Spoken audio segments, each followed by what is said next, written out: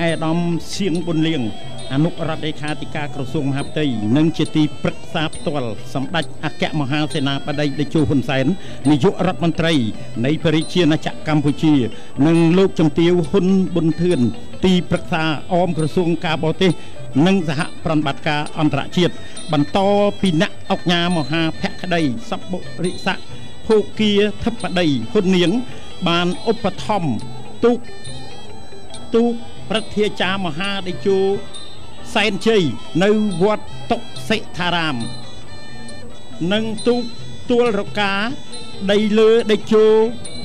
សែនជ័យជាថវិកាចំនួន10លានរៀលគ្រឿងឧបភោគបរិភោគខោអាវ160កាផ្លេអង្ករ500ក្រាមមី2កេសធំទឹកសុទ្ធ200ឡូទឹកក្រូច10កេសនិងថ្នាំពេទ្យមួយចំនួននិងឧបត្ថម្ភដោយគណៈកម្មការបច្ចេកទេសអត្ថាធិប្បាយយើងខ្ញុំជាថវិកាចំនួន100000រៀលផងដែរសូមអរគុណនិងសូមគោរពជូនពរគូទី92បានធ្វើដំណើរមកចិត្តដល់កងព័ន្ធទី2ហើយដើម្បីបន្ថែមល្បឿននិងដណ្ដើមជ័យជំនះខ្សែព្រ័ត្រនៅក្នុងជើងទី2ផងដែរខ្សែទឹកខាងក្នុងមហាពញាចក្រីសំរិនបារមីព្រះអង្គថ្មសគឺជាទូកខេត្តក្រចេះដែលឧបត្ថម្ភដោយអាដាមទេសរដ្ឋមន្ត្រីអ៊ឹមជុនលឹមដែលមានឯកសណ្ឋានអាវពណ៌ស្លាទុំហើយកំពុងតែមានព្រៀបលើគូប្រកួតដែលស្ថិតនៅខ្សែទឹកខាងក្រៅហ៊ីងភក្តីបារមីតេជោខេត្តកណ្ដាលវត្តបទុមរាំងសីព្រះប្រសពខ្សាច់កណ្ដាលខេត្តកណ្ដាលដែលស្ថិតនៅខ្សែទឹកខាងក្រៅក៏ប៉ុន្តែពេលនេះឃើញថាខ្សែទឹកខាងក្នុងមហាពញាចក្រីសំរិនបារមីព្រះអង្គថ្មសខេត្តកញ្ចេះដែលមានឯកសណ្ឋានពណ៌ស្លាទុំបាទឃើញថាលឿនជាងគូប្រកួតកំពុងតែដកគូប្រកួតហើយគាត់កំពុងតែបន្ថែមល្បឿនដោយបញ្ចេញបច្ចេកទេសអស់ពីសមត្ថភាពបច្ចេកទេសដើម្បីទទួលជ័យជំនះនៅជើងទី2ថ្ងៃទី1បាទគឺឈ្នះកោះទំពក់តែបន្តិចទេសម្រាប់គូទី92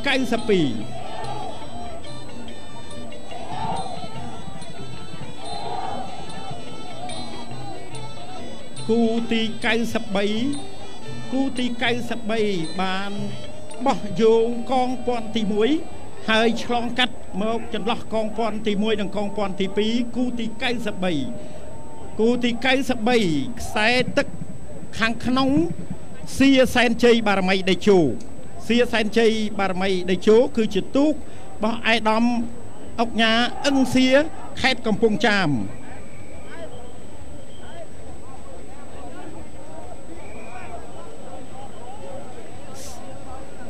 ខ្សែទឹកខាងក្រៅ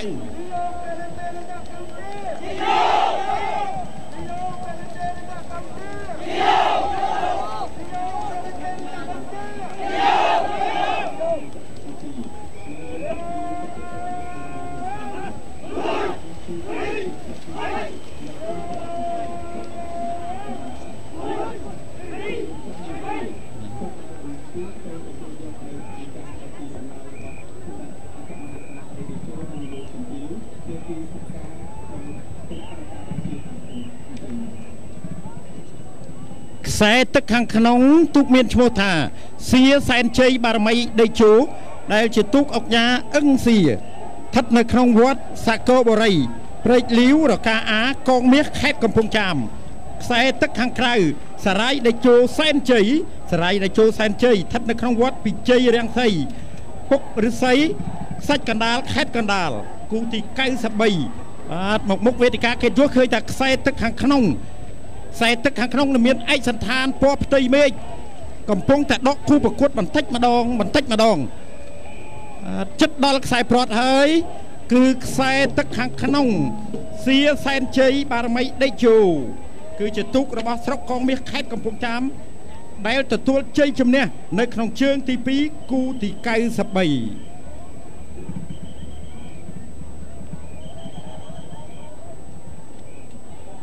គូទី94បានឆ្លងផុតកងព័ន្ធទី2ហើយកំពុងតែបន្ថែមល្បឿនមកកងព័ន្ធទី1គូទី94ខ្សែទឹកខាងក្នុងរិទ្ធិស័ក្តិសែនជ័យ រិទ្ធិស័កសែនជ័យគឺជាទូកស្ថិតនៅក្នុងវត្តបញ្ចសីលារាមថ្មក្រែចិត្តបុរីខេត្តកាចេះគឺជាទូកដែលឧបត្ថម្ភដោយឯកឧត្តមអឹមជុនលឹមផងដែរបាទ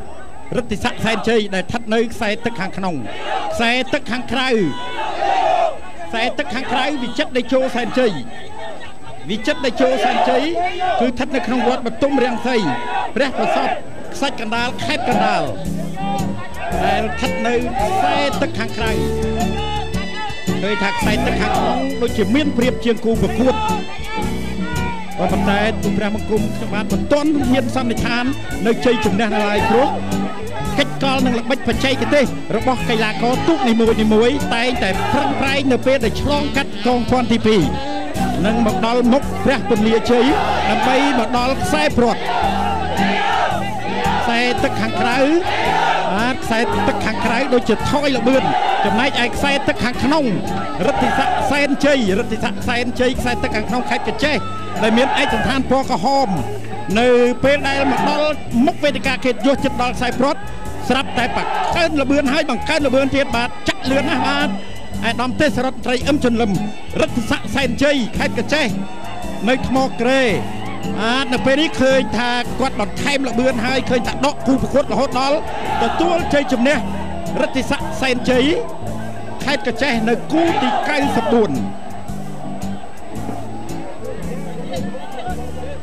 គូទី95គូទី95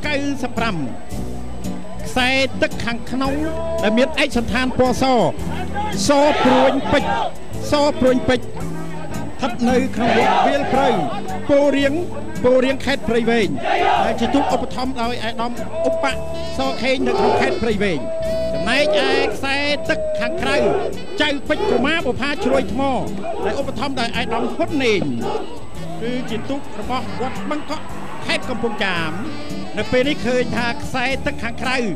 បាទខ្សែទឹកខាងក្រៅដែលមានឯកសណ្ឋានត្រួយចេកខ្ចីស្រស់ល្អណាស់ក្បាលទូកក្រោកឈរពេញចំហ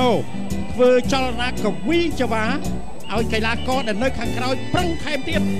ដើម្បីដកគូប្រកួតចំណែកឯខ្សែទឹកខាងក្នុងនោះក៏បន្ថែមល្បឿនដែរក៏ប៉ុន្តែมันអាចទាន់ចៅពេជ្រកុមារបុផាជ្រួយថ្មដែលមានឈ្មោះល្បីយូរលុកមកហើយបាទនៅពេលនេះចិត្តដល់ខ្សែព្រ័ត្រហើយទូងស្គរជ័យជូនទៅចៅពេជ្រកុមារបុផាជ្រួយថ្មខេត្តកំពង់ចាមដែលមានការឧបត្ថម្ភដោយអាដាមហ៊ុននេងគូទី96គូទី96បានឆ្លងផុតកងព័ន្ធទី1ផងដែរហើយគូទី96ខ្សែទឹកខាងក្នុងអធិរាជចក្រភពរាំងសីស្ថិតនៅក្នុងវត្តទេពរាំងសីព្រៃតតេនស្រុកពញាលឺខេត្តកណ្ដាលដែលឧបត្ថម្ភដោយឯកឧត្តមនាយឧត្តមសេនីយ៍សៅសុខា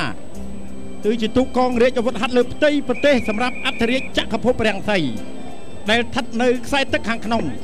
ដែលមានឯកសណ្ឋានអាវពណ៌ក្រហមខ្សែទឹកខាងក្រៅស្រីស្រស់គឿនជ្រៃបារមីដេជោ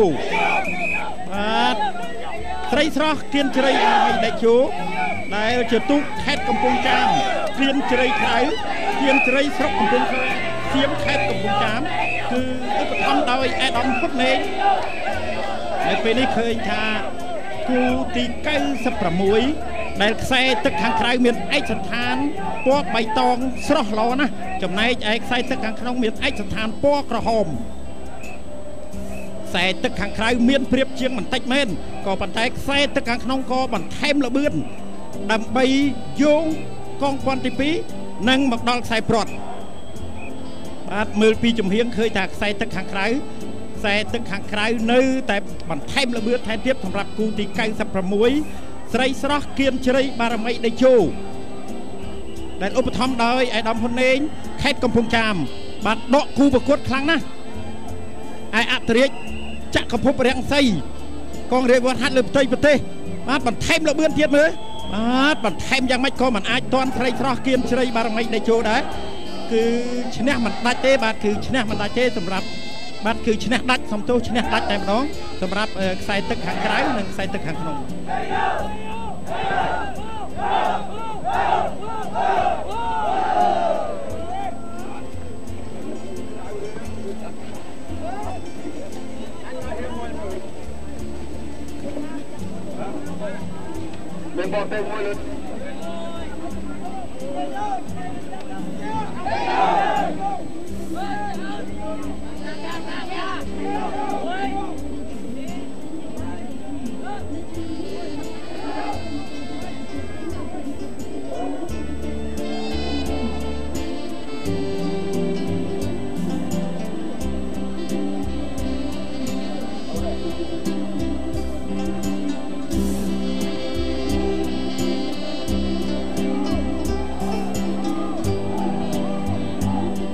ឥឡូវនេះមកដល់គូទី97សម្រាប់ជើងទី2ហើយដែរគូទី97ខ្សែទឹកខាងក្នុងកោះកែសែនដេជះកោះកែសែនដេជះនៅក្នុងវត្តប្រាសាទជ័យព្រឹកកំពង់ប្រណាក់មន្ទីរមានជ័យខេត្តព្រះវិហារបាទជាខេត្តនៅឆ្ងាយជាងគេចំណែកឯខ្សែទឹកខាងក្រៅព្រឹទ្ធាចារ្យមហាតេជោសែនជ័យនៅក្នុងស្រុកស្ទឹងត្រង់ខេត្តកំពង់ចាមកោះកែសែនជ័យគឺឧបត្ថម្ភដោយអាដាមគណៈអភិបាលខេត្តអ៊ុំអារ៉ាខេត្តព្រះវិហារបាទក៏ប៉ុន្តែពេលនេះឃើញថាខ្សែទឹកខាងក្រៅព្រឹទ្ធាចារ្យមហាតេជោសែនជ័យខេត្តកំពង់ចាមដែលឧបត្ថម្ភដោយអាដាមជាសភារៈដែលទទួលជ័យជំនះឈ្នះដាច់តែម្ដងនៅក្នុងគូទី97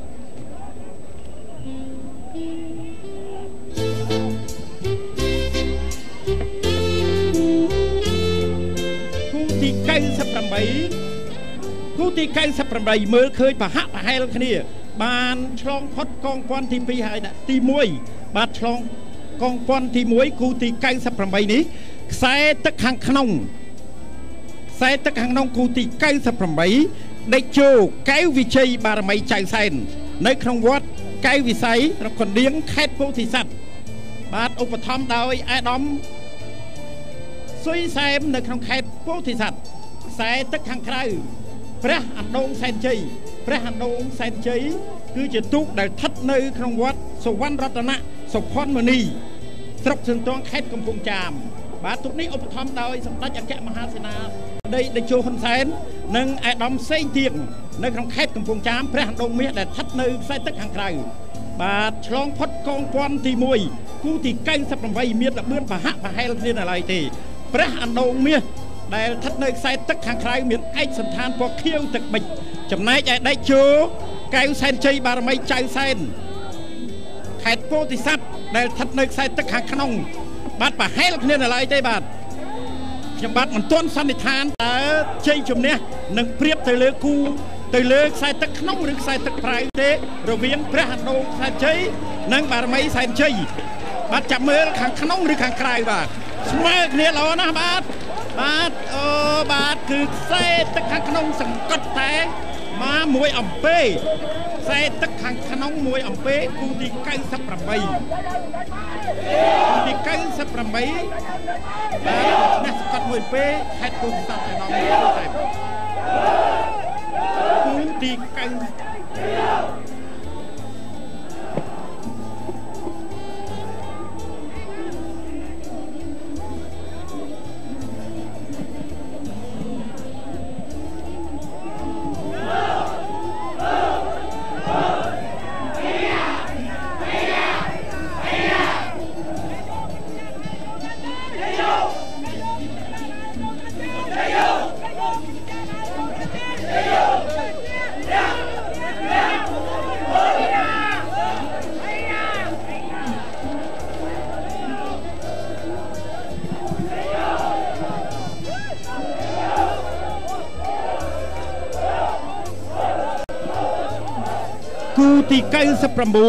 គូទី99កំពុងតែបន្ថែមល្បឿនដើម្បីបោះយោងមកកងពាន់ទី2មើលទៅឃើញថាប្រហាក់ប្រហែលគ្នាល្បឿនខ្សែទឹកខាងក្នុងទេពពេជ្រកុមារមហាពិភពគុណមហាពិភពគុណគឺជាទូករបស់កងរាជអាវុធហត្ថលើផ្ទៃប្រទេសដែលមានការឧបត្ថម្ភពីសំណាក់អាដាមនាយឧត្តមសេនីយ៍សៅសុខា